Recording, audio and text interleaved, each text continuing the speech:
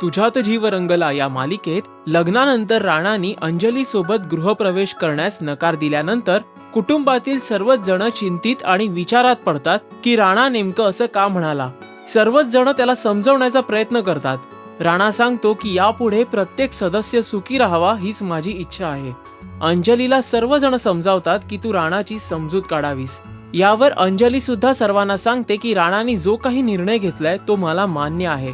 राणाच्या वहिनीला मनातून आनंद झालेला असतो, तरी देखील ती राणाची खोटी समजूत काढण्याचा प्रयत्न करते. पण राणा तिला सांगतो की सर्वांच्या सुखासाठी मी हा निर्णय घेतोय. अंजलीचा गृहप्रवेश न झाल्याचं तिच्या आई वडिलांना कळतं, मात्र नक्की काय घडलंय हे त्यांना माहीत नसतं. त्यामुळे ते सुद्धा विचारात पडतात. अंजली त्यांना कॉल करून सांगते की यापुढे मी आणि राणाने शेतात राहण्याचा निर्णय घेतलाय. तसंच दोघांनी मिळून निर्णय घेतल्याचं ती पुढे बोलते. राणाला मनातून काहीसं अपराधीपणाचं वाटत राहतं.